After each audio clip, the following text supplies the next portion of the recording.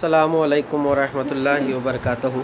मुअज़्ज़िज़ असातिज़ा इकराम, कैसे हो आप लोग? उम्मीद और दुआ अल्लाह रब्बुल इज़्ज़त से यही है कि आप लोग सब बखैरियत होंगे।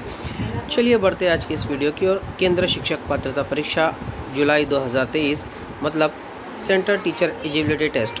आज हम लोग जो पढ़ने वाले हैं वो है उर्दू पेडागोजी सवाल जवाब की सूरत में हिस्सा 17। मार्गदर्शक आपका दोस्त आपका खादिम शाकिर शेख सर। सबसे पहले तो वेलकम है गाइस आप लोगों का मेरे इस educational YouTube channel let's crack it with Shaikh sir पर।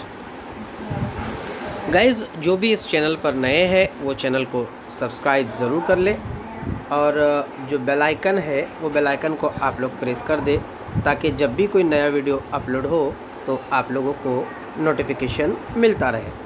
यहाँ पर आप लोग देख सकते हो कि आप लोग को जो है तो किस तरीके से लाइक सब्सक्राइब और शेयर जो है तो करना है। साथ ही साथ वीडियो को लाइक करें और लिंक को आगे शेयर करें और अगर आपकी कोई क्यूरीज़ है तो आप लोग चैट बॉक्स में लिख सकते हो। इंशाल्लाह मैं आने वाले वीडियो में जो प्रीवियस ईयर के क्वेश्चन पेपर है जो 2022 को हुए थे, जनवरी 2022 को, दिसंबर 2000 से लेके तो फरवरी 2022 तक जो हुए थे, तो इंशाल्लाह वो मैं करवाने वाला हूँ। तो आप लोग चैनल को सब्सक्राइब इसलिए भी ज़रूर कर लें।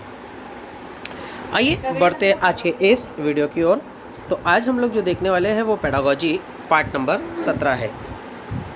देखिए पहला सवाल क्या है। पहला सवाल दिया गया है यहाँ पर, मैं उसको हाईलाइट कर देता हूँ, आप लोग को समझने में आसानी हो जाएगी। एक मिनट, सवाल कट रहा है।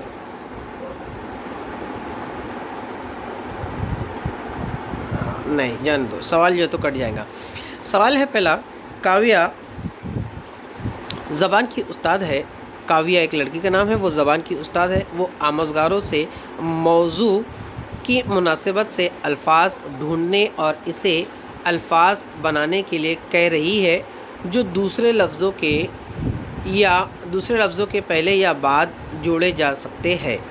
इस हिकमत अमली को क्या कहेंगे? देखिए अब एक लड़की है जिसका नाम है काव्या। वो काव्या जो है तो क्या कर रही है कि जो आमोज़गार, अब आमोज़गार किसे कहते हैं आप लोग सबसे पहले ये आमोज़गार का मतलब समझ लीजिए।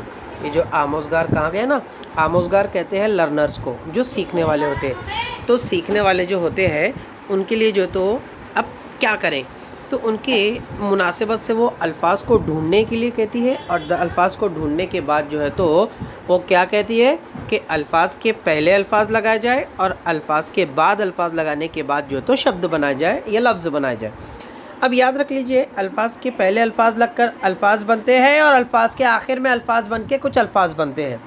तो इसे क्या कहते हैं? इसे कहते हैं उर्दू में साबका और लाहका, इंग्लिश में कहते हैं प्रीफिक्स और सफिक्स, और हिंदी या मराठी में कहते हैं उपसर्ग या प्रत्यय। तो इस हिकमत अमली को जो है तो क्या कहेंगे? ठीक, यहाँ पर देख लीजिए, लफ्ज़ बनाना, तरकीब लफ्ज़ी, लफ्ज़ों का हाल या लफ्ज़ों का खेल। तो गाइज़ इसको जो है तो पेडागोजी की सूरत में जो है तो क्या कहते हैं? तरकीब लफ्ज़ी इसे जो है तो कहा जाता है, यानी लफ्ज़ों की तरकीब करना। ठीक, ये जो है तो इसे कहते हैं। आइए सवाल नंबर 2 की ओर बढ़ते हैं। सवाल नंबर 2 है, दरसी किताबों में मुसन्निफ़ीन हमेशा नसरी इक़्तिबास, नज़्म, बयानिया और असली तहरीरों को अपनी किताबों में क्यों शामिल करते हैं? ठीक, इसको भी देख लेते हैं। पहला सवाल है, अब जो मुसन्निफ़ीन है यहाँ पर देख लीजिए, मुसन्निफ़ीन दो चीज़ें होती है, एक होता है मुसन्निफ़ और एक होता है शायर। मुसन्निफ़ कहते हैं असबाक को, सबक को लिखने वाले को, और शायर कहते हैं नज़्म, गज़ल या और भी जो रुबाई वगैरह होती है उसको लिखने वाले को शायर कहते हैं। तो जो मुसन्निफ़ीन होते हैं वो मुसन्निफ़ीन अपने सबक में या जो भी जो शायर वगैरह होती है वो अपनी नज़मों में असली तहरीर को अपनी किताबों में क्यों शामिल करते हैं? इसका क्या जो है तो एक रीज़न हो सकता है, वो देख लीजिए। पहला ऑप्शन है, दरसी किताबों के मुसन्निफ़ीन उन्हें पसंद करते हैं। तो भाई दरसी किताबों के मुसन्निफ़ीन उन्हें पसंद करेंगे इस बुनियाद पर जो, तो ये तो नहीं हो सकता। ठीक, नंबर 2, वो मुस्तनद और फ़ितरी ज़बान में होती है। हाँ ये है, लेकिन आगे का ऑप्शन भी जो तो हम लोग देख लेते हैं। ठीक, ये ऑप्शन तो बिल्कुल है। तीसरा है, वो मुताले के लिए मौजू होते हैं। नहीं, सिर्फ मौजू मुताले के लिए रहे तो उसको शायर और मुसन्निफ़ अपनी किताबों में या अपनी कहानियों में तहरीर के तौर पे जो तो शुरू कर ले, ऐसा तो नहीं हो सकता। वो मश्क करने में मावीन होते हैं, नहीं ये भी नहीं हो सकता, ये भी नहीं हो सकता। यानी इसका जो जवाब सही है वो क्या है, इसका जो जवाब सही है वो बेस्ट है हमारे पास में, वो मुस्तनद और फितरी ज़बान में होती है। ठीक, बढ़ते अगले सवाल की ओर। अगला सवाल है, देख लीजिए सवाल नंबर 3, दर्ज झील काम को क्या कहते हैं। अब दर्ज झील में जो तो एक एक्टिविटी दी गई है, उस एक्टिविटी को जो तो क्या कहते हैं। उस्ताद अपनी रफ्तार से मतन को पढ़कर सुनाता है और आमोज़गार गैप को जल्दी जल्दी कुछ नुकात लिखते हैं। अब वो गैप गोप लिखना हो गया है, वो गैप है। ठीक, गैप को जल्दी जल्दी नुकात लिखते हैं, फिर बाद में मतन को दोबारा शक्ल करते हैं या तश्कील करते हैं, इसे क्या कहते हैं। ठीक, देख लीजिए आप लोग। पहला है बाहमी इमला, दूसरा है दोबारा लिखने का अमल, तीसरा है इमला और चौथा है कवायदी इमला।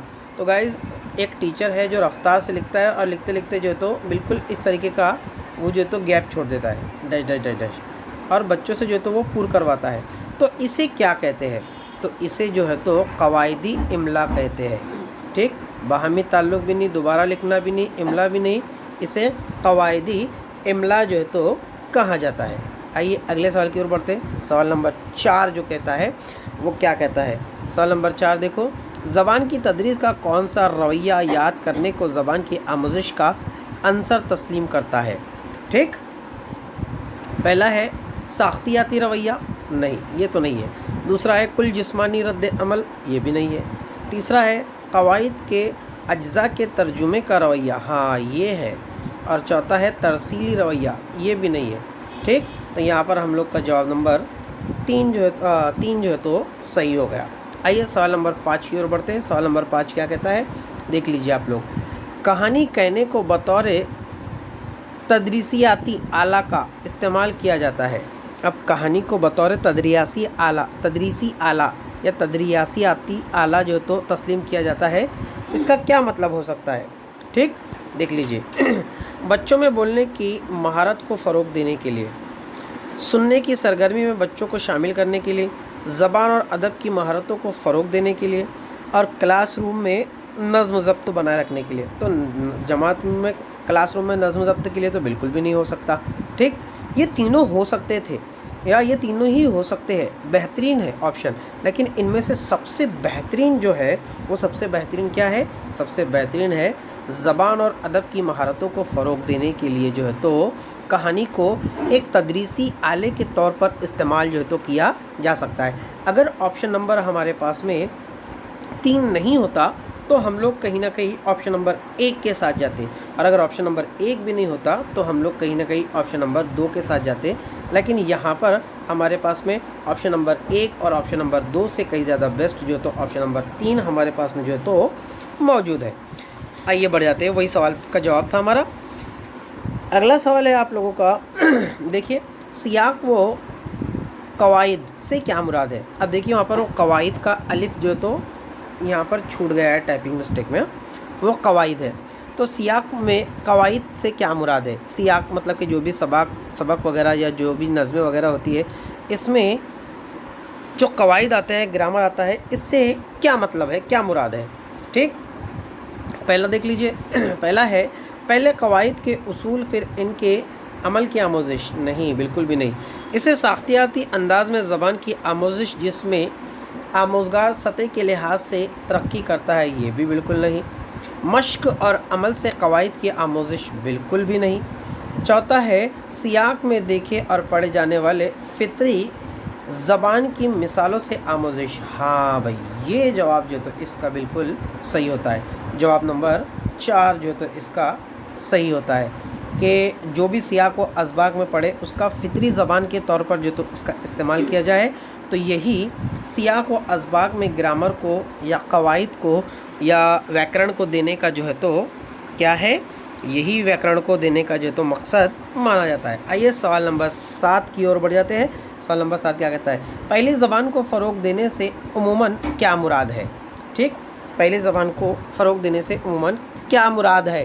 ठीक, अब देख लीजिए, पहला है फ़रोग़, दूसरा है आमोज़िश, तीसरा है वक़ूफ़ और चौथा है अपने आप खुद सीखना। तो याद रखिए यहाँ पर भी जो है तो अपने आप खुद सीखना, यही जो है तो पहली ज़बान को फ़रोग़ देने का जो है तो फितरी अमल है, या उमूमन इससे यही मुराद जो है तो ली जाती है। ठीक, यानी यहाँ पर हम लोग का ऑप्शन नंबर 4 जो है तो सही होता है। आइए सवाल नंबर 8 की ओर बढ़ जाते हैं। सवाल नंबर 8 देख लीजिए, दर्ज झील में से कौन सा मुताले की महारत नहीं है? याद रख लीजिए, मुताला यानी कि पढ़ना, मुताले की महारत नहीं है। क्या नहीं है देख लीजिए। ठीक, लेक्चर के दौरान नोट लेना, तो लेक्चर के दौरान अगर नोट बना रहा है लड़का तो ये तो मुताला कर रहा है। किसी प्रोग्राम का एजेंडा तैयार करना, नहीं, ये नहीं है। आगे देख लेते हैं और। ठीक, पढ़ने के दौरान नोट लेना, पढ़ने के दौरान अगर नोट बना रहा है तो ये भी है मुताले का तरीका। और तहकीक का खाका बनाना, तहकीक का खाका बनाएगा तो मुताला करना पड़ेगा। यानी यहाँ पर हमारे पास में जो ऑप्शन नंबर 2 है यही हमारा जो है तो जवाब है। इसी में जो तो बच्चा मुताला नहीं कर सकता है और यही मुताले की महारत नहीं है। ठीक है, आखिरी सवाल है हम लोगों का, देख लीजिए। एक मिनट, हाँ देख लीजिए।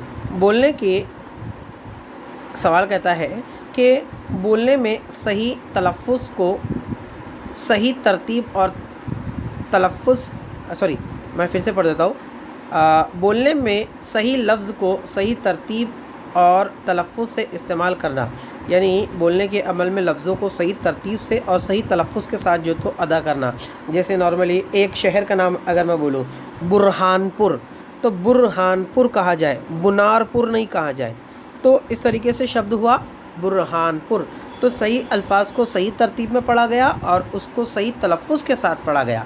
तो इस तरीके से जो तो शब्द को पढ़ा जाए। तो इस तरीक़ेकार को जो तो क्या कहा जाता है? इस तरीक़ेकार को जो है तो बोलने का तरीका। ठीक, उसके बाद में है मुस्तअमल ज़बान, उसके बाद ज़बान का अमल, और उसके बाद में है बॉडी लैंग्वेज, जिसे हम लोग बदन की लैंग्वेज कहते हैं। तो ये भी नहीं है, ये भी नहीं है, ये भी नहीं है। यहाँ पर हमारा ऑप्शन नंबर 1 जो है तो सही होता है और यही हमारा जो है तो आज का जवाब भी है। ठीक, आइए देख लेते हैं गाइज़। ये रहे इस सारे वीडियो के सवालात के जवाबात जो आप लोगों के गोशे गुजार में पेश कर रहा हूँ। 10 सवाल आज नहीं था, 9 ही सवाल को डिस्कस किया हूँ और उम्मीद करता हूँ कि आप लोग को समझ में आया होगा। जो भी चैनल पर नए हैं चैनल को सब्सक्राइब ज़रूर कर लें, लाइक करें, शेयर करें और बाजू में जो बेल आइकन है वो बेल आइकन को प्रेस कर दें। दुआ का तालिब, आपका दोस्त, आपका खादिम शाकिर शेख सर। मिलते हैं अगले वीडियो में, तब तक के लिए अल्लाह हाफिज़।